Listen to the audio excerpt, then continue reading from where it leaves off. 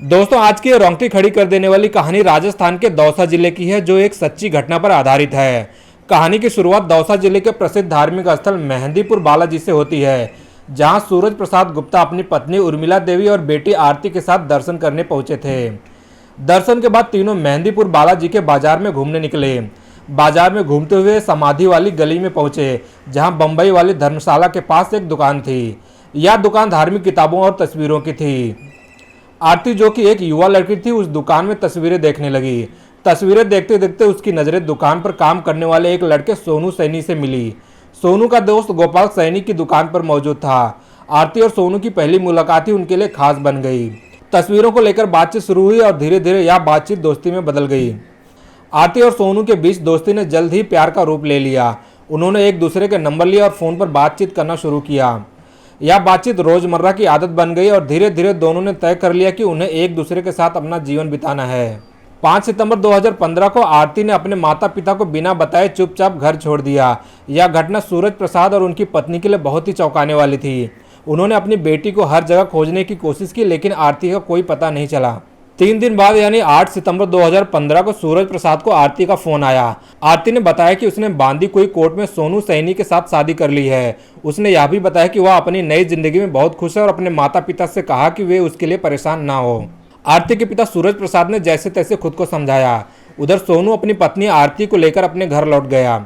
सोनू ने अपने परिवार वालों को बताया कि उसने आरती से शादी कर ली है। इस घटना ने समाज और परिवार में हलचल पैदा कर दी। सोनू और आरती ने अपने रिश्ते के लिए कई तरह की चुनौतियों का सामना किया, लेकिन वे अपने फैसले पर अडिग रहे। यह कहानी प्यार और साहस की एक मिसाल है, जहां पर दो अलग अलग पृष्ठभूमि के लोग समाज की परवाह किए बिना अपने प्यार को आगे बढ़ाने का फैसला करते हैं। आरती एक 32 वर्षीय महिला जो शादी के बाद अपने पति सोनू सैनी के साथ खुशी खुशी रह रही थी, लेकिन अचानक 16 सितंबर 2015 को वह लापता हो गई।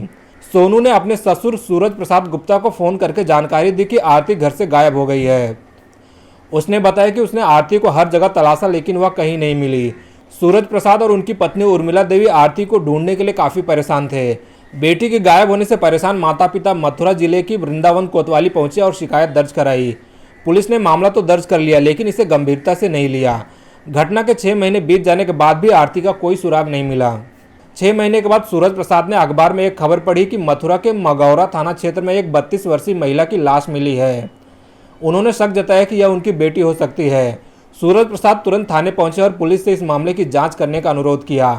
पुलिस ने जांच शुरू की और इस मामले में सोनू सैनी और उसके दोस्त गोपाल सैनी को हिरासत में लिया।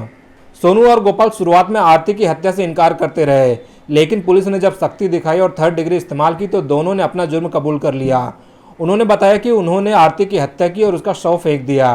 पुलिस ने दोनों आरोपियों को गिरफ्तार कर जेल भेज दिया। गोपाल सैनी को 9 महीने के बाद इलाहाबाद कोर्ट से जमानत मिल गई, जबकि सोनू सैनी को जेल से बाहर आने में 18 महीने का वक्त लग गया।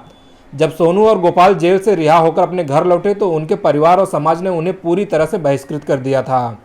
सोनू के 4 भाई और एक बहन पहले से ही शादीशुदा थे, लेकिन सोनू की शादी टूट गई। वहीं गोपाल की बारात जाने से महज 14 दिन पहले उसकी गिरफ्तारी हुई थी, जिसके कारण उसका रिश्ता भी टूट गया। दोनों के परिवार वालों ने उनसे सभी रिश्ते खत्म कर लिए। न केवल सामाजिक बहिष्कार का सामना उन्हें करना पड़ा, बल्कि उनकी आर्थिक स्थिति भी खराब हो गई। उनके काम धंधे सब बंद हो गए और जहां भी वे मदद के लिए गए वहां निराशा ही हाथ लगी। दिसंबर 2022 तक इस घटना को 7 साल बीत चुके थे। गोपाल और सोनू एक दुकान पर काम कर रहे थे, तभी एक अनजान व्यक्ति उनसे विशाखा गाँव के बारे में बात करने लगा। यह घटना यह संकेत देती है कि मामला अभी भी पूरी तरह से समाप्त नहीं हुआ था और शायद इसके पीछे और भी रहस्य छिपे हो सकते थे। घटना के लगभग 7 साल बाद दिसंबर 2022 में गोपाल और सोनू को एक व्यक्ति से जानकारी मिली कि विशाला नाम के गांव में एक महिला है जो आरती जैसी दिखती है। इस सूचना ने उनकी जिंदगी में हलचल मचा दी। उन्होंने आरती को ढूंढने का फैसला किया, लेकिन वे सीधे गांव में जाकर पूछताछ नहीं कर सकते थे। आरती को ढूंढने के लिए सोनू और गोपाल ने एक अनोखी योजना बनाई। दोनों ऊँट खरीदने के बहाने विशाला गाँव पहुंचे और वहाँ के लोगों से बातचीत शुरू की। उन्होंने ठेले पर सब्जियाँ बेचनी शुरू की और गाँव के हर घर के पास घूमने लगे। इसी दौरान उन्होंने उस घर की पहचान भी कर ली जहां आरती हो सकती थी। एक दिन जब वे सब्जी बेच रहे थे तो आरती घर से बाहर निकली और सब्जी खरीदने आई। सोनू और गोपाल ने उसे तुरंत पहचान लिया, लेकिन आरती ने उन्हें नहीं पहचाना क्योंकि उन्होंने अपना हुलिया पूरी तरह से बदल रखा था। आरती को पहचानने के बाद सोनू और गोपाल मेहंदीपुर बालाजी पुलिस स्टेशन गए और SHO अजीत भट्ट से मिले। उन्होंने बताया कि उनकी पत्नी आरती जिंदा है और विशाला गाँव में रह रही है। सोनू ने कहा कि उन पर गलत आरोप लगाकर जेल भेज दिया गया था। हालांकि पुलिस ने उनकी बात को गंभीरता से नहीं लिया और सबूत की मांग की। पुलिस को सबूत देने के लिए सोनू और गोपाल ने एक और योजना बनाई। दोनों सरकारी कर्मचारी बनकर उसके घर में पहुंचे। उन्होंने घर के सदस्यों से शौचालय योजना के तहत 2 लाख रुपए अनुदान देने की बात की। उन्होंने घर के सदस्यों की जानकारी जैसे कि आधार कार्ड, पैन कार्ड और डॉक्यूमेंट्स इकट्ठा किए। इन दस्तावेजों के जरिए पुष्टि हुई कि आरती वही महिला है जिसका पता उरई जालौन का था और जिसकी मौत के आरोप में सोनू और गोपाल को जेल हुई थी। सोनू और गोपाल के दिए गए सबूतों के आधार पर एसएचओ ने मथुरा की एसटीएफ से संपर्क किया। उन्हें बताया गया कि 2015 में आरती के मर्डर केस में जिन आरोपियों को सजा दी गई थी वह महिला अभी भी जिंदा है। पुलिस की टीम ने विशाला गांव में दबिश दी और आरती को हिरासत में लिया। पूछताछ के दौरान आरती ने कबूल किया कि वह अपनी मर्जी से गायब हुई थी। शादी के 8 दिन बाद ही उसने महसूस किया कि सोनू का घर और परिस्थितियां उसके लिए अनुकूल नहीं थी, इसलिए वह वहां से भागकर एक अन्य व्यक्ति के साथ रहने लगी थी। इस घटना ने कई सवाल खड़े किए। क्या आरती के गायब होने की सच्चाई जानने में पुलिस ने लापरवाही की? क्या सोनू और गोपाल के साथ अन्याय हुआ? क्या समाज और कानून के दबाव के कारण आरती ने यह कदम उठाया? यह कहानी रिश्तों, धोखे और न्याय व्यवस्था की खामियों को उजागर करती है। यह दिखाती है कि झूठ और छल का असर न केवल एक व्यक्ति पर बल्कि पूरे समाज पर पड़ता है। कुछ समय के बाद उसने अपने पिता से संपर्क किया और बताया कि उसने दूसरी शादी कर ली है। हालांकि उसने यह बात छिपाई रखी और अपनी नई जिंदगी चुपचाप जी रही थी। आरती के पिता ने मथुरा पुलिस से कांटेक्ट किया और सोनू और उसके दोस्त गोपाल पर आरती की हत्या का आरोप लगाया। पुलिस ने मामले की जांच शुरू की और सोनू व गोपाल को हिरासत में लिया। आरती ने सोनू सैनी से शादी की थी। शादी के बाद वह उम्मीद कर रही थी कि उसे एक खुशहाल जीवन मिलेगा जिसमें सारी सुख सुविधाएं मौजूद होंगी। लेकिन शादी के कुछ समय बाद ही आरती ने सोनू से 50 लाख रुपए की मांग शुरू कर दी। सोनू इस रकम की व्यवस्था नहीं कर सका, जिससे उनके बीच विवाद बढ़ता गया। एक दिन आरती अचानक घर छोड़कर चली गई और लापता हो गई। पुलिस ने दोनों पर 3rd डिग्री टॉर्चर का इस्तेमाल किया। उन्हें बुरी तरह से पीटा गया, उन्हें उल्टा लटकाकर मारा गया और उनके नाखून तक उखाड़ लिए गए। इस यातना से डरकर सोनू ने झूठा कबूलनामा कर लिया कि उसने आरती की हत्या की है। गोपाल को भी सोनू की बात का समर्थन करना पड़ा क्योंकि पुलिस की यातना और एनकाउंटर का डर उनके सर पर भी मंडरा रहा था। इसके बाद दोनों को जेल भेज दिया गया। सोनू ने 18 महीने जेल में बिताए जबकि गोपाल ने 9 महीने की सजा काटी।